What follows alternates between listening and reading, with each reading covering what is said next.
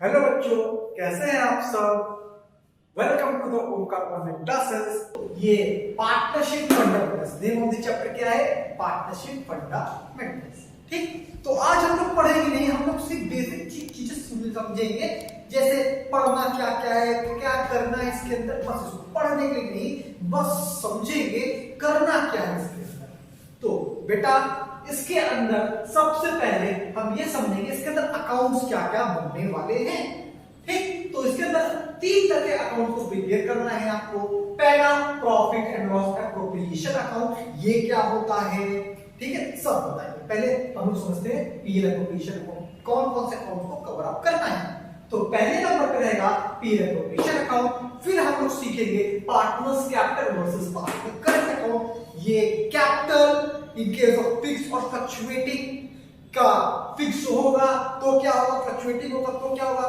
तो कैपिटल के ऊपर ये हम लोग समझेंगे पार्टनर्स कैपिटल और पार्टनर्स क्रेडिट, दो में से एक बनता है। कैसे हो सकता है, अगर पार्टनर्स की कैपिटल फिक्स हो सकता है पार्टनर की कैपिटल फ्लक्चुएट हो, तो ये कॉन्सेप्ट बना के आपको समझाएंगे।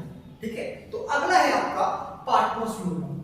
हो सकता है पार्टनर ने लोन फर्म को दिया हो, या हो सकता है पार्टनर ने फर्म को लोन दिया हो, या फिर फर्म ने हो सकता है पार्टनर से लोन लिया भी तो हो सकता है ना। तो ये हो गया। ठीक, तो ये तीन अकाउंट्स आपको प्रिपेयर करने होंगे। ठीक है, फिर ये अकाउंट्स टू बी प्रिपेयर, हम लोग फंडामेंटल्स में ये अकाउंट्स को प्रिपेयर करेंगे। ठीक, लेकिन टॉपिक्स क्या क्या कवर करेंगे? तो टॉपिक्स हम लोग कुछ इस तरह से कवर करने जा रहे हैं। सबसे पहले पार्टनरशिप के फीचर्स, पार्टनरशिप क्या होती है, पार्टनरशिप किस सेक्शन में डिफाइन किया गया है, और पार्टनरशिप के फीचर्स, पार्टनरशिप डीड, पहले ये टॉपिक को कवर करेंगे। फॉर 1 मार्क्स के लिए आता है। ठीक, फिर provision of Indian partnership act 1932, partnership act 1932 के क्या प्रोविजंस हैं उसको कवर करेंगे। फिर ये पीएल एप्रोप्रिएशन अकाउंट है ना, इसको कैसे प्रिपेयर करते हैं, preparation of PL appropriation account सीखेंगे। ठीक, फिर इसके बाद अब स्टार्ट हो जाएगा आपका, फिर आप सीखेंगे interest on Capitals, manager commission. ये क्लास 11 में पढ़ा था मैनेजर कमीशन, है ना, किस पे? फाइनेंशियल स्टेटमेंट पे वही है ना, बट यहाँ पार्टनरशिप में है, तो इसका ट्रीटमेंट पार्टनरशिप में कैसे होगा ये समझेंगे। ठीक है, manager commission, partner commission, rent to the partner, interest on drawing. ठीक, फिर 9 लोन। अब ये लोन दो तरह के हो सकता है, टू द फर्म हो सकता है, या फ्रॉम द फर्म हो सकता है। ठीक, एक एक करके हम लोग सीखेंगे। फिर नंबर 10 पर हम लोग सीखेंगे ये पार्टनर्स कैपिटल अकाउंट कैसे बनेगा।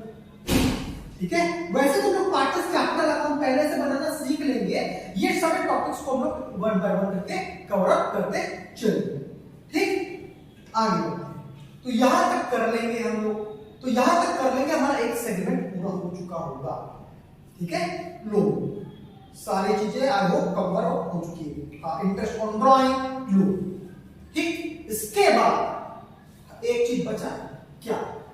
इसी में हम लोग सीखेंगे number 10 minimum guarantee to the partner. Partner को मिनिमम गारंटी देते हैं, वो भी। उसके बाद आपका आता है नंबर 11 पे, ये है पास्ट एडजस्टमेंट। क्या? पास्ट एडजस्टमेंट है। अब ये पास्ट एडजस्टमेंट के भी दो केसेस हैं। ठीक, पहला है in case of single entry और in case of journal entries. यही सीखेंगे हम लोग। पार्टनर्स, जब ये पास्ट एडजस्टमेंट पढ़ रहे होंगे ना, पास्ट एडजस्टमेंट क्या होता है, तो ये ऑल टॉपिक्स हमको कवर करने होंगे इस चैप्टर के अंदर। ये सारे टॉपिक्स कवर होंगे तब हमारा जाके चैप्टर हो जाएगा खत्म। और बेटा ध्यान से सुनो, ये चैप्टर बहुत इंपॉर्टेंट है सीबीएसई के पॉइंट ऑफ व्यू से। ये बेटा 8 मार्क्स का, सीबीएसई वाले हमारे बच्चे जितने भी हैं ध्यान रखिए, ये 8 मार्क्स का चैप्टर कहीं नहीं है, ये 8 नंबर का इस चैप्टर में से क्वेश्चन आएगा ही आएगा बोर्ड एग्जाम के अंदर। ठीक है, तो बहुत इंपॉर्टेंट चैप्टर होने वाला है और ये one of the big chapter है आपका पार्टनरशिप का। तो वन बाय वन हम लोग कवर अप करते चलेंगे। ठीक है, तो हम लोगों ने इतना सीख लिया क्या करना है, accounts to be prepared, topics to be covered. तो आगे हमारा पार्टनरशिप फीचर्स और provision of Indian partnership act हम अगली वीडियो पे हमने बनाया है। ठीक है, उसको हम लोग आप चेक कर सकते हैं दूसरी वीडियो पे हमारी जाए। ठीक, अभी हम लोग ये पीएल एप्रोप्रिएशन के बारे में बात करें। अभी उसका फॉर्मेट नहीं बना रहे हैं, ये पीएल एप्रोप्रिएशन है क्या ये सीखते हैं। ठीक है, इसके पहले वाली वीडियो पे आपने देखा होगा कि हमने बताया कि प्रॉफिट के लिए लड़ाई चल रही थी पार्टनर्स के बीच, है ना, प्रॉफिट के लिए लड़ाई चल रही थी जिसकी वजह से इंडियन पार्टनरशिप एक्ट 1932 को लाना पड़ा, है ना। उसके बाद कहा गया profit no allowed, no allowed, no allowed, no allowed. अब प्रॉफिट शेयरिंग रेशियो तो 1:1, बोले सैलरी है, अगर एग्रीमेंट नहीं है तो सैलरी नहीं देना, कमीशन एग्रीमेंट नहीं तो नहीं देना, ये सारी चीजें थी ना। हाँ, तो ये एप्रोप्रिएशन और ये प्रॉफिट कहां जाएगी फाइनली, ये प्रॉफिट को हम लोग डिस्ट्रीब्यूट कहां पे करेंगे, पीएल एप्रोप्रिएशन को पीएल एप्रोप्रिएशन में क्या जाएगा, पीएल एप्रोप्रिएशन में जो प्रॉफिट आएगी ना प्रॉफिट एंड लॉस अकाउंट से, वो आपका प्रॉफिट एंड लॉस एप्रोप्रिएशन में आने के बाद ये डिस्ट्रीब्यूट होगा अमंग द पार्टनर्स। मतलब पहला टॉपिक क्या है आपका, number 1 profit and loss account versus profit and loss appropriation account. पहले हम लोग समझते हैं क्या प्रॉफिट एंड लॉस ये कब बनता है, after trading account, after trading financial account बनाया था, आफ्टर ट्रेडिंग, ट्रेडिंग के बाद जस्ट बाद हम लोग क्या बना देते हैं प्रॉफिट एंड लॉस अकाउंट। तो ये पीएल एप्रोप्रिएशन कब बनेगा, ये पीएल एप्रोप्रिएशन को बनाने का मोटिव क्या है, पीएल एप्रोप्रिएशन को बनाया इसलिए जाता है जो प्रॉफिट एंड लॉस अकाउंट में प्रॉफिट आई हुई है ना, उसको डिस्ट्रीब्यूट करना अमंग द पार्टनर्स। तो इसका मतलब पीएल एप्रोप्रिएशन बनेगा after profit and loss account के बाद। आई बात समझ क्लियर। अब दूसरा जो प्रॉफिट एंड लॉस अकाउंट के अंदर यहां पे एंट्रीज होती है आउट ऑफ कैपिटल्स, मतलब प्रॉफिट आए चाहे ना आए आपको इसको बनाना ही बनाना है, लेकिन एप्रोप्रिएशन जो होगा ये बनेगा आउट ऑफ प्रॉफिट से। तो इसके अंदर जो नीचे होगा ये चार्ज का होगा और ये एप्रोप्रिएशन का होगा।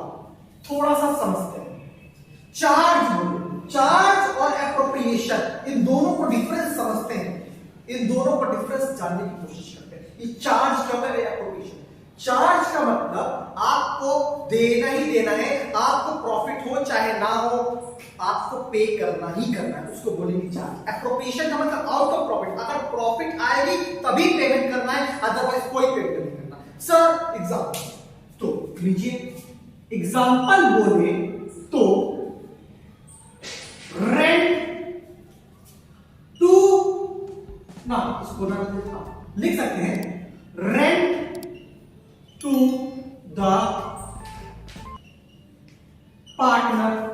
पार्टनर को रेंट देना ही देना पड़ेगा, ठीक है। पार्टनर को एग्जांपल में रेंट टू द पार्टनर, ठीक। पार्टनर का आपने क्या प्रीमाइसेस लिया हुआ है, हाँ, पार्टनर के प्रीमाइसेस को एक्वायर करके आप उसमें बिजनेस कंटिन्यू कर रहे हो। अगर पार्टनर अगर अपने बिजनेस को ना देके किसी और को दे रहा हो तो उससे रेंट मिलता ना, तो इसका मतलब ये तो रेंट मिलता है ना, तो ये रेंट टू द पार्टनर क्या है, आपके लिए चार्ज है। आपका जैसे सिंपल ये देखिए लॉकडाउन चल रहा है ना, कोई भी बिजनेस जो किस पे रेंटल है ना, जिनका शोरूम रेंटल है, क्या उनका क्या बोलते हैं रेंट रुक गया है क्या? नहीं ना। अब वो चाहे बिजनेस करे चाहे ना करे, अगर उन्होंने रेंट पे लिया है तो दे हैव टू पे देयर रेंट, ठीक है, प्रॉफिट से नहीं, अब उनको कैपिटल से ही पे करना पड़ेगा।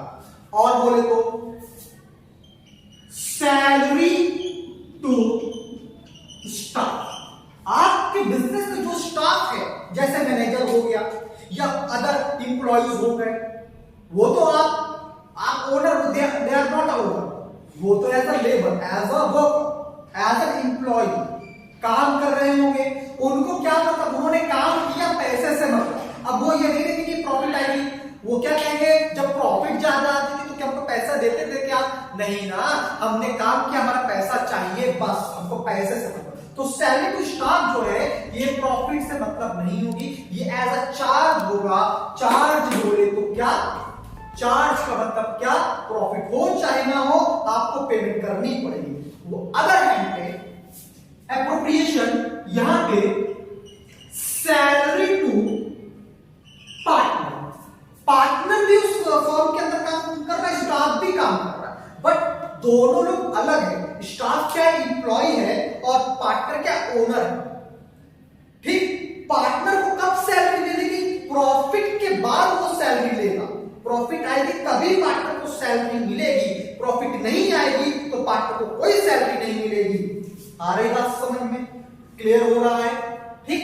तो रेंट टू द पार्टनर क्या है, ये रेंट पे करना होगा, ये एज अ चार्ज है, ठीक। या salary to staff, salary to partner, clear हो गया, ठीक।